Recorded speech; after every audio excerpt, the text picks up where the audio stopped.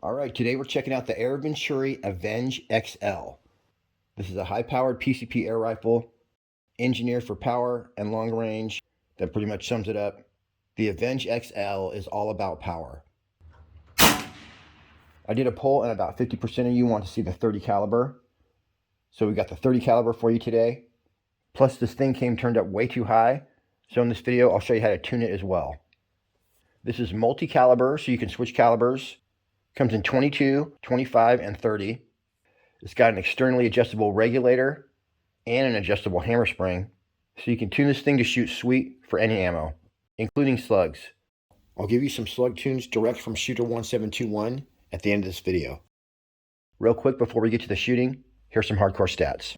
Features increased power in every caliber. You're looking at 66 foot-pounds in 22, 89 foot-pounds in 25, and 133 foot-pounds in 30 caliber. It comes with 2 magazines and a single shot tray. The 30 caliber magazine is going to hold 10 rounds, 25 caliber is going to hold 13 rounds, and the 22 will hold 16 rounds. You got a side lever action. It's 4 or medium on the loudness scale. Smooth cocking. It does have a threaded muzzle, so you'll be able to add a moderator if you want to keep this thing backyard friendly. It's a little bit heavy at 9.45 pounds, but once again, you guys, this is a powerhouse. And it doesn't feel heavy. That synthetic stock must be very well balanced because it felt light when I picked it up. Number of shots per fill, and this would be if you had it turned all the way down. As well, my 30 caliber came with 2 springs, so I'm not sure if I have the power spring in there now, and I have one for reducing power, or the other way around. It is listing 75 shots per fill in 30 caliber, 90 shots per fill in 25 caliber, and 160 shots per fill in 22 caliber. But of course, that's all depending on your tune. It says though that you're going to get 75 shots in 30 caliber with your 500cc bottle. It's got a full 300 bar fill. However, when I tuned mine, I was getting 30 shots on the regulator, and that was in the 30 caliber. Also, you do have dual gauges. So on the right hand side, you have a red one that shows your tank pressure, and on the left hand side, you have a blue gauge that shows your regulator pressure. So as you'll see, I ended up turning my regulator down as far as it would go, and I was still at 1500 psi. And it does say that the extra spring that they include is the light hammer spring. Like I say, I was struggling to get the lightest 30 caliber pellet, which is the 44.75 grain, going under 900 feet per second. So basically my 30 caliber came out of the box set up to shoot the heavy ammo or the slugs. If I wanted to shoot lightweight stuff or really get a good tune for my 45.75 grain, because I think that is the lightest 30 caliber they make, I would want to throw in that lightweight hammer spring, and there will be instructions in your manual on how to do that. This also has an awesome manual that tells you everything: how to lower your regulator pressure, how to adjust your trigger, how to change calibers, and it's all full color, fully explained, easy to understand.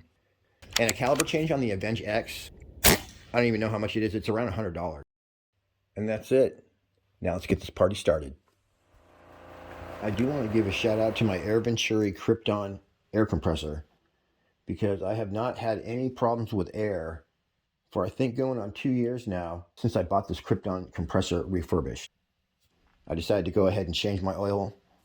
I had to run down to the store, but at any hardware store you should be able to find what's called compressor oil, or you can order this online. And it took exactly 16 ounces.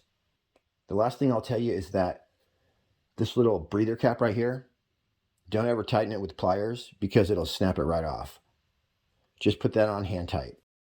You also want to make sure you use a PCP moisture filter to protect the performance of your regulator. When I was tuning the gun, I did use an inline regulator to just keep my air at a constant 250 bar. And even though the hammer spring is supposed to be right in that hole right there, it was just much easier to take my stock off. I could have just tried some slugs straight away, but I really wanted to test the accuracy with pellets. So here's how I detuned the rifle. So let's throw a 50 in there and see what it does. The optimum speed for pellets is usually between 870 and maybe 900 feet per second. But some heavier pellets like the 50.5 grain, you can push up to 950 feet per second. But my goal was just to reach around 900 feet per second with my 44.75 grain JSB, and I was able to achieve that with the heavy spring installed. Before I tell you exactly how I tune this, we'll go ahead and check out the results. Pretty good groups. Here's some shooting at 35 yards away with the 44.75 grain JSB pellets after I tuned them to shoot about 900 feet per second by lowering my regulator as far as it would go and then adjusting my hammer spring back and forth, which mine was a 3mm Allen key, not a 2.5.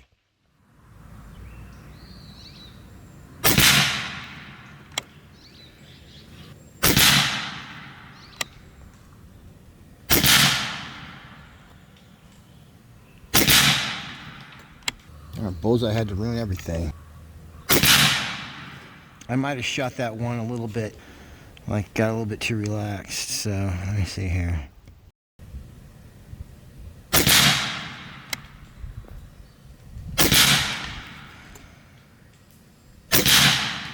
Yep. That was only 4, but I'm going to switch to another bullseye.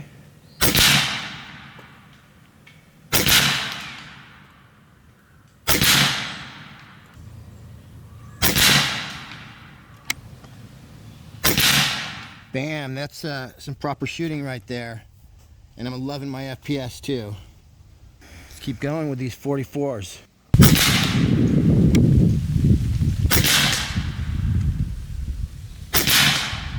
Let's switch bullseyes.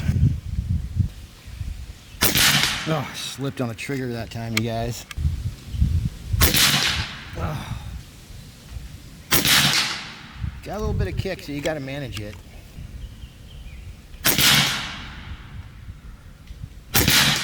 That would have been a great group if I hadn't pulled that one.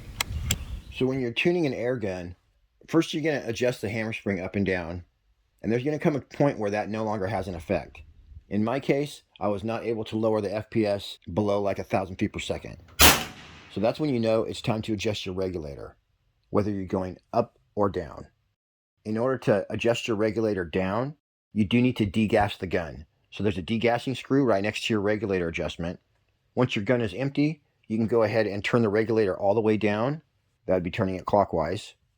Then close up your degassing screw, air your gun back up, and now by turning the regulator counterclockwise, you'll be able to dial it up to wherever you want.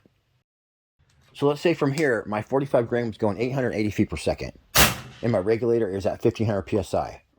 So if I want to bump that up and get 900 feet per second, I would simply turn my hammer spring clockwise, maybe a quarter turn. But then let's say I put my 50 grain in there and they're only shooting 820, and I want those to be going 920. So I turn my hammer spring up and it's just not getting there. Then you know it's time to bump your regulator up 5 or 10 bar. I would do that and then go back to my hammer spring, and that's how you tune your regulator and your hammer spring together. You know you have a good tune when you have a low standard deviation. So if the difference in FPS between shots is anywhere between, I'd say, 1 and 5 FPS, you probably got a good tune. The best tunes have a standard deviation of 2 or 3 FPS. Before we get to the 50-yard shooting, I did go ahead and shoot some hats off at a very special 35 yards with the 44.75 grain JSB. Let's get rid of all the hats first. Oh, wow. That was like Shrapnel City. All right, Woody.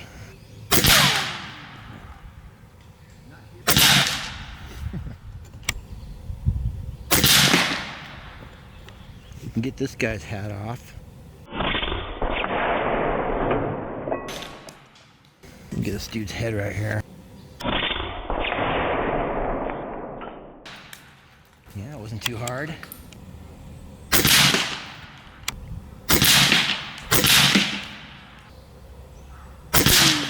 There's a good cowboy sound. Yep.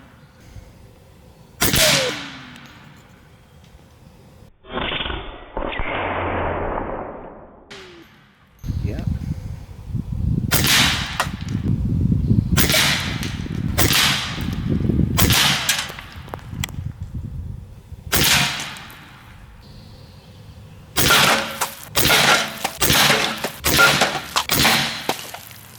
Thanks for holding that piece of wood up so I don't get weird shadows on my target.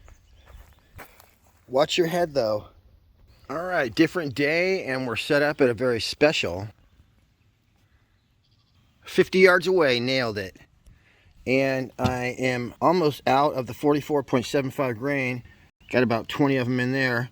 So let's just shoot some real quick 50-yard groups before we turn this baby up. All right, I clicked down a little bit because I just filled up, so we might have one hot one. Looks like we're good. I guess we'll just continue shooting a group right here.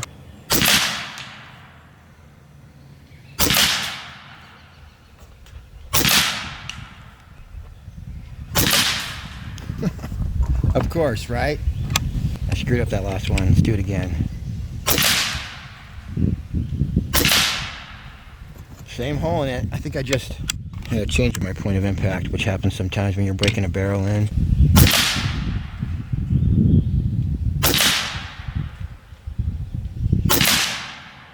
What happens is I just get so nervous on the fish shot that I screw it up, but there's a proper group, you guys. Dime-sized group at 50 yards. Not a problem. Check out this noise. I got shooter 1721 on speed dial. So Rick told me that at 1900 PSI, the FX Halo 46 grain are going to shoot 925 feet per second. And so 1900 to 2000 for pellets and light slugs. So we're going to be shooting the heavy pellets right here. And we're just going to leave it at the same range as for the slugs. So that's good. We could shoot both of those, and then if we want to shoot the really heavy eviscerators, wow, then we can turn that reg up to 2900 PSI. Okay. So my regulator is at 1500 right now, shooting my 45 grain at 880 feet per second. So if I wanted to turn it up to shoot my 50 grain at 900 feet per second, or even 920, first I would just turn my hammer spring counterclockwise, a quarter turn at a time, before I even touched my regulator. And then if that didn't raise my velocity to where I wanted it, I would bump my regulator up, but just a little bit at a time. All right, everybody, I appreciate you tuning in. We'll be back at you next week with another great PCP. Till then, happy shooting. We'll see you on the next one.